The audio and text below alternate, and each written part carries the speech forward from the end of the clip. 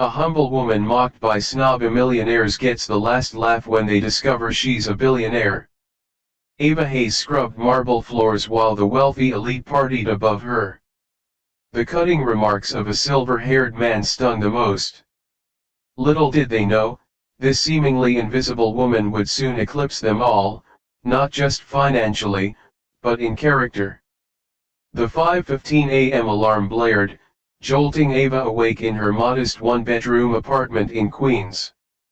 Soft dawn light peeked through the thin curtains as her aging tabby cat, Fitzwilliam, stretched beside her.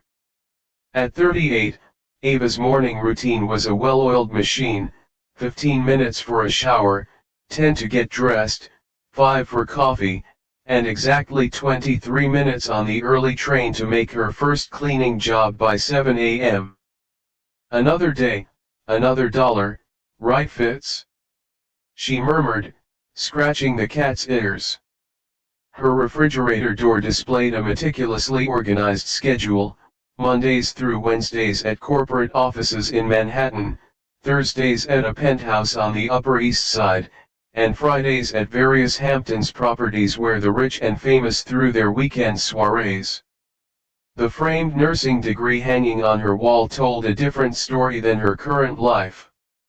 6 years prior, Ava had been an ICU nurse with a promising career ahead of her, until her father's Alzheimer's diagnosis changed everything. She'd left her job to become his caregiver, draining her modest savings during those 3 difficult years. "Dad would be proud of you," Ava told her reflection as she pinned her hair back.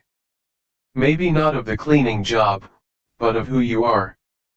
The memory of her father's voice: "Ava, education and kindness, those are the things nobody can ever take from you," remained a steady guide in her life. After her father's passing, the medical bills had made returning to nursing impossible. The cleaning service offered immediate work, flexible hours, and enough income to slowly rebuild her life. It wasn't the path she'd envisioned, but Ava faced each day with the quiet determination that had seen her through her father's illness. On the subway, Ava reviewed her schedule on a well-worn smartphone. Today's assignment was a last-minute addition: an evening charity gala at the Sterling Estate in Southampton, where she would be part of a cleaning team working during the event. The overtime pay was exactly what she needed to cover the unexpected vet bill from Fitzwilliam's recent health scare.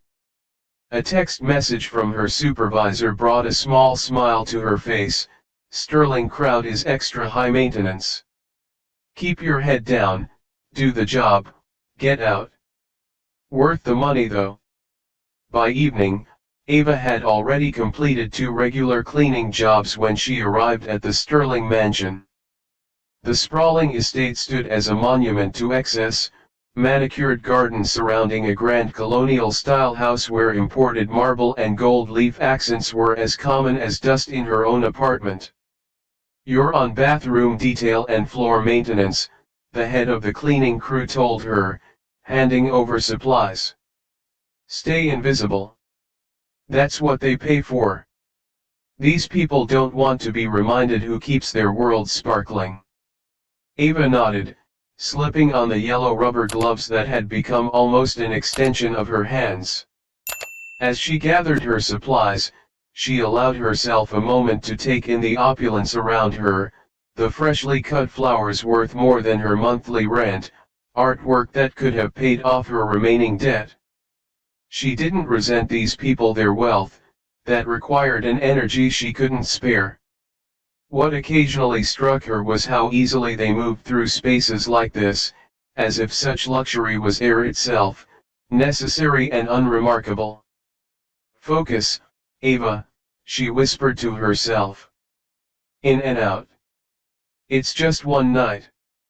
Little did she know, this night would be the turning point in her life story, the last evening she would spend on her knees, invisible to those who believed their wealth made them worthy of looking down on others. The charity gala was in full swing when Ava was called to clean a spill in the main reception hall. Crystal chandeliers cast a warm glow over guests in designer evening wear, their jewelry catching and reflecting fragments of light like competing stars. Ava moved efficiently between the guests, her black uniform and downcast eyes making her nearly invisible, until she knelt to clean a champagne spill near the central marble fireplace. "Well, well, what do we have here?" The voice carried over the ambient chatter, deliberately loud enough to draw attention. "A human floor scrubber. For you, a free like is easy. But for me, it is the greatest support and encouragement. For this video, can you give me one like and one subscription? Thank you very much." Ava kept working, hoping the moment would pass. It didn't. Richard Sterling, the silver-haired host in his signature blue velvet suit, stepped closer. At 72, his wealth had long ago convinced him that cruelty could masquerade as wit. "Look at that technique, everyone," he announced, gesturing toward Ava with his crystal tumbler. "Fascinating to watch them in their natural habitat." A circle formed, men in tailored tuxedos, women with diamonds worth more than Ava would earn in a decade. This wasn't part of her job description, becoming entertainment for. "I've got it, sir," Ava replied, keeping her voice steady as she continued working. "You know," a woman in cream silk interjected, "I always wonder what goes through their minds. Do they ever imagine what it would be like to be, well, us?" "What's your name, dear?" Richard asked, his tone falsely paternal. "Ava, sir." "Ava," he repeated, as if examining a peculiar specimen. "Short for Avalon, I assume? Though I doubt your parents were thinking of Guinevere." Laughter rippled through the group. Someone snapped a photo. Ava flinched at the flash. "Tell me, Ava," Richard continued, "what aspirations occupy your thoughts while you perform your duties? Dreams of marrying rich, perhaps?" Ava finally looked up, meeting his gaze. Something in her steady brown eyes made Richard blink. "I think about doing my job well, sir, and going home to my cat." The circle erupted in laughter. Richard's theatrical grin spread across his face. "How utterly predictable," he announced. "The simple life for the simple woman." Ava quietly moved her bucket to the next section of floor, her cheeks burning despite her outward composure. In 3 years of cleaning for the wealthy, she'd learned that invisibility was her best defense. What she didn't know as she continued her methodical work that evening was that invisibility was about to become impossible, and the very people laughing at her would soon find themselves in a very different position. 3 years passed like seasons changing, steadily, inevitably. Each day blended into the next. Ava's life continued in its familiar rhythm, though the night at the Sterling mansion had left an invisible mark on her spirit. She'd quit the Hamptons cleaning circuit the day after the incident, focusing instead on her regular Manhattan clients, where she could work in empty offices and penthouses, free from the performative cruelty of the elite. The memory of Richard Sterling's laughter occasionally surfaced in quiet moments, not as sharp as before, but present, like an old injury that aches before rain. "You're too good for those Hampton snobs anyway," her friend Diane said over their monthly coffee meet-up. Diane, a fellow cleaner who'd witnessed that night, had become Ava's closest confidant. Ava smiled faintly. "I don't think about them much anymore." It wasn't entirely true. Sometimes she wondered what invisible struggles lay behind their perfect veneers, what emptiness required filling through others' humiliation. Her small apartment remained her sanctuary. She'd added a few modest improvements, new curtains, a refurbished couch found at a neighborhood sale, a collection of second-hand nursing textbooks that kept her knowledge current despite her absence from the profession. "Still thinking about going back to nursing?" Diane asked, noticing Ava's gaze drift toward the window. "Sometimes. But the recertification costs." Ava shrugged. One day. That evening, trudging up the stairs to her fifth-floor walk-up with groceries, Ava found a notice taped to her door. The building had been sold. Rent would increase by 40% within 3 months. "Just perfect," she muttered, Fitzwilliam weaving between her ankles as she entered the apartment. Her budget was already stretched tissue-thin. This wasn't a bump in the road, it was a mountain suddenly appearing on her horizon. Over the next weeks, Ava picked up extra shifts, applied for better-paying positions, and still came up short.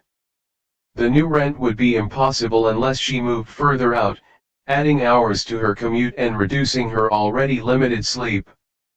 Standing at her kitchen counter, calculator in hand, a strange peace washed over her.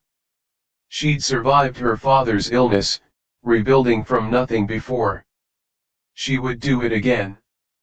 "We've got this, Fitz," she said, stroking the aging cat. "Change is just life's way of pushing us forward."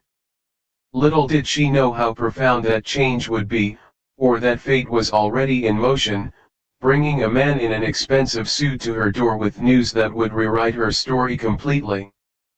The knock came at 7:13 p.m. on a Tuesday, 3 sharp raps that echoed in Ava's small apartment. Fitzwilliam disappeared under the bed, unusual for a cat who typically greeted visitors with curious indifference. Through the peephole, Ava saw a man in his late 60s wearing a tailored suit that spoke of quiet wealth, not the flashy display of the Hamptons crowd, but the understated elegance of old money. "Miss Ava Hayes?" he asked when she opened the door, security chain still in place. "Yes. My name is Robert Harrington, of Harrington, Wells, and Pierce Attorneys at Law." He offered a business card through the gap. "I need to speak with you regarding a rather urgent matter concerning your great-uncle, Edmund Blackwell." Ava frowned, examining the embossed card. "There must be some mistake. I don't have a great-uncle Edmund." The man's expression didn't change. "May I come in?" "I assure you, there's no mistake." Against her better judgment, Ava unhooked the chain. Something about his somber demeanor suggested this wasn't a scam, at least not an. Seated at her small dining table, Robert Harrington removed a leather portfolio from his briefcase. "Miss Hayes, were you aware that your maternal grandmother had a brother?" "Grandmother Clara? She died before I was born. Mom rarely mentioned her family." "That's not surprising. There was a significant estrangement." Harrington adjusted his glasses.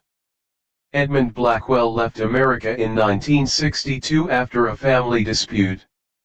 He settled in Switzerland, made investments in emerging technologies, and over 6 decades built what became Blackwell International." Ava's confusion deepened. "The tech company? The one that makes microprocessors, security systems, and medical imaging equipment, among other things?" "Yes," Harrington nodded. "Your great-uncle passed away 3 months ago at the age of 97.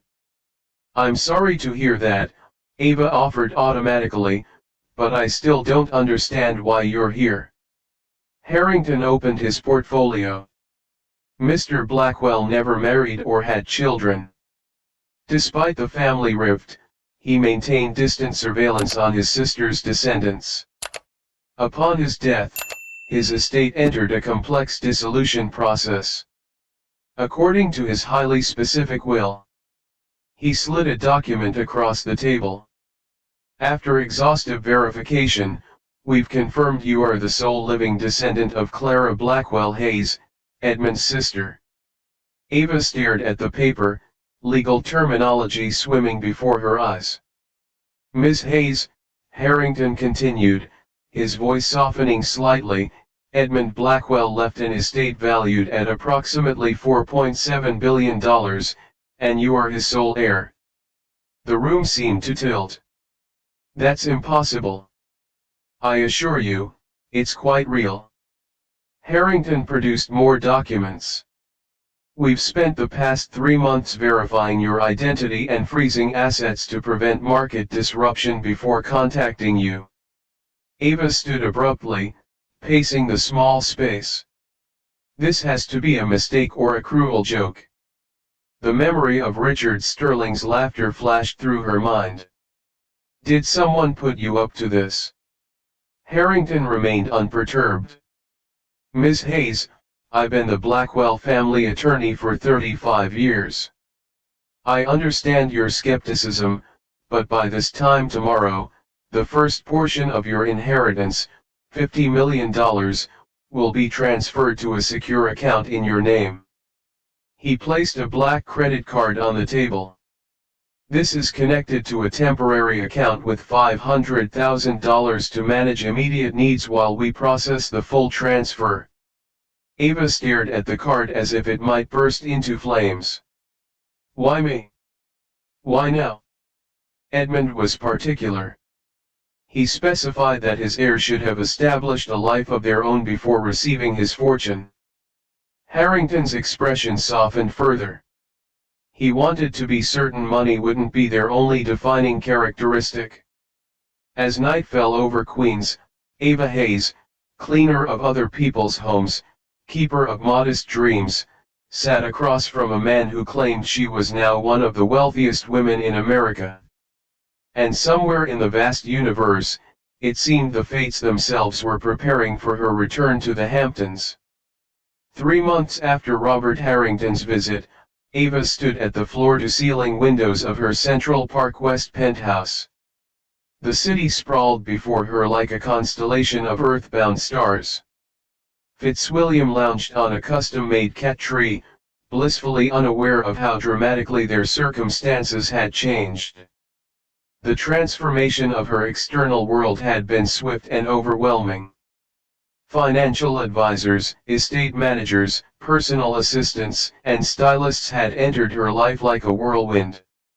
Yet Ava herself changed more slowly, deliberately, like a plant carefully determining which direction to grow toward the light.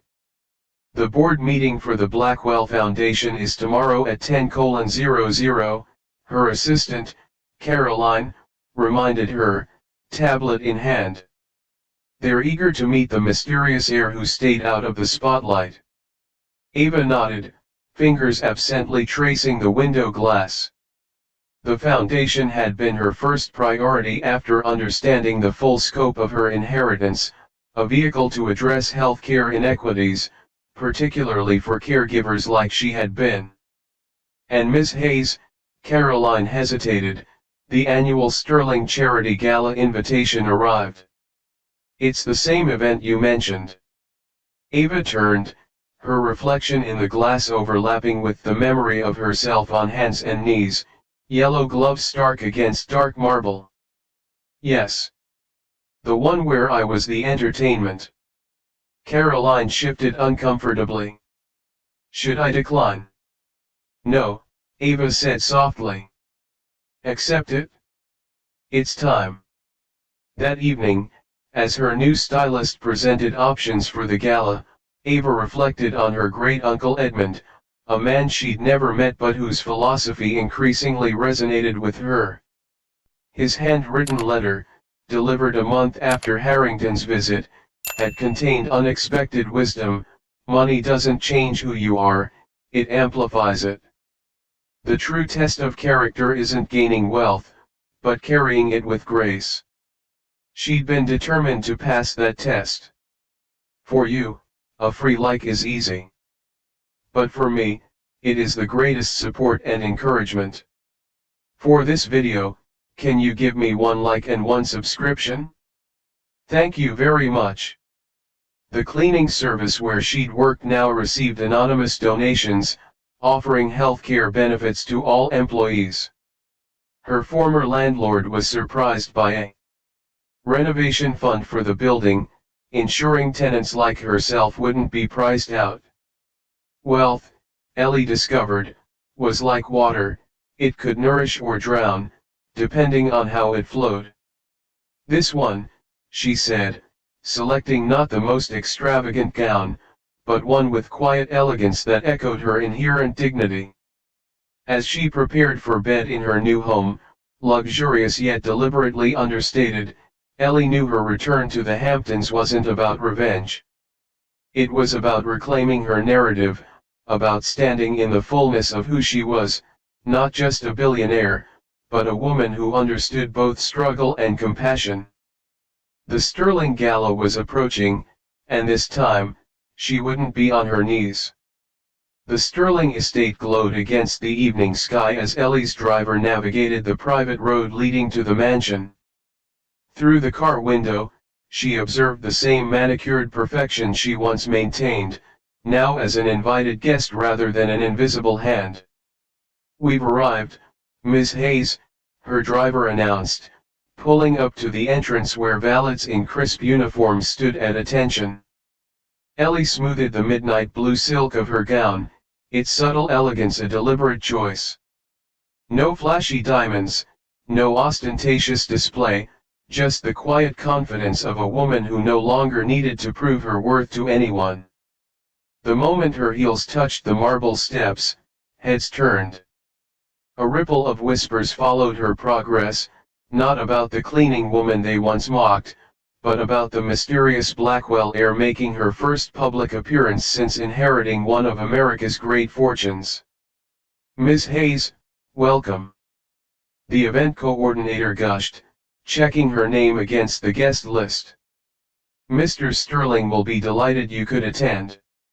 Inside, the ballroom was exactly as she remembered, crystal chandeliers, imported flowers, the subtle hum of wealth and privilege. Yet now she moved through it differently, no longer skirting the edges with a cleaning cloth, but gliding through the center with a champagne flute. "Ava Hayes." A woman's voice carried a note of uncertainty. Ellie turned to find Victoria, the woman in cream silk who had joined Richard's mockery 3 years ago. Recognition flickered across Victoria's face, confusion, then shock, then a hasty recalibration. "It is you," Victoria breathed, her social training kicking in despite her surprise. "I heard the Blackwell heir was named Ava, but I never imagined, you look so different." Ellie smiled. "Life changes us all, doesn't it?" "Yes, of course," Victoria fumbled. You're not in cleaning services anymore, then?" "No," Ellie replied simply, "though I learned valuable lessons there." Victoria's discomfort was palpable. "I should introduce you to everyone. Richard will be fascinated, I'm sure." Ellie finished for her, calm dignity infusing her words. As Victoria led her through the crowd, Ellie felt curious eyes tracking her progress. These were the same people who had looked through her, past her, or worse, down at her. Now, they angled for introductions, magnetized by her new status in their world. Near the grand fireplace, holding court as he always did, stood Richard Sterling. His silver hair and blue velvet suit remained unchanged, a man secure in his position at the top of the social hierarchy, until now. "Richard," Victoria called, her voice artificially bright, "you absolutely must meet Ava Hayes. She's Edmund Blackwell's niece, the heir everyone's been talking about." Richard turned, his practiced smile freezing as their eyes met. And in that breathtaking moment of recognition, the balance of power irrevocably shifted. Time seemed to suspend itself as Richard Sterling's expression traveled through shock, disbelief, and the dawning horror of recognition. "You're..." he began, champagne glass tilting dangerously in his hand. Ava, she supplied calmly. We've met before, Mr. Sterling, though I was in a different position then. His complexion paled beneath his tan. Around them, conversations quieted as the room sensed the unfolding drama. I don't believe. Richard began, then stopped, recalibrating. His social training kicked in, forcing a brittle smile. Of course. What a remarkable transformation. Not really a transformation, Ellie corrected gently. I'm the same person I've always been. The silence expanded, pulling more onlookers into its orbit. Victoria shifted uncomfortably beside them, desperate to salvage the moment. Richard hosts the most magnificent charity galas, she blurted. His foundation has raised millions for children's education. Yes, Ellie finished, I reviewed the foundation's work before accepting the invitation. Admirable efforts. Richard seemed to find his footing. Well, we all do what we can for those less fortunate. His condescension remained, if slightly muted. Ellie's smile remained steady. That's actually why I came tonight. My foundation is launching a healthcare dignity initiative, providing support for home healthcare workers and family caregivers. I thought your donor network might be interested. Someone in the gathering crowd murmured appreciation. Richard blinked rapidly. The irony wasn't lost on me, Ellie continued, her voice carrying just enough to reach those around them. 3 years ago, I cleaned these floors while caring for my father with Alzheimer's. Today, I have the resources to ensure others don't face that struggle alone. She raised her glass slightly. To seeing people for who they truly are, not just what they do or what they have. The simple toast carried the weight of a profound truth, one that left Richard Sterling speechless for perhaps the first time in his privileged life. As the evening drew to a close, Ellie slipped away from the gala, the cool night air a welcome relief from the charged atmosphere inside. Behind her, conversations buzzed with her story, not just of wealth acquired, but of dignity maintained through life's harshest moments. Richard Sterling had spent the remainder of the evening avoiding her, his typical boisterous demeanor subdued by the living embodiment of his own failings of character. Walking to her waiting car, Ellie felt lighter, not from triumph over those who'd humiliated her, but from the realization that their opinion had never defined her worth, not when she cleaned their floors, and not now that she could buy their homes many times over. True wealth, she'd discovered, wasn't measured in billions or buildings. It was found in treating others with respect regardless of their station, in maintaining compassion even when handed power, and in remembering where you came from, no matter how far you traveled. Ellie's journey reminds us that dignity isn't determined by dollars, and true character shines through life's darkest moments. Have you ever been underestimated or judged unfairly based on appearances? Share your thoughts in the comments below. Remember, we never know another person's full story or potential. The person cleaning your floor today might own the building tomorrow, not because of luck or magic, but because human worth transcends visible circumstances. If this story touched your heart, subscribe for more powerful narratives that explore life's unexpected transformations and the triumph of the human spirit.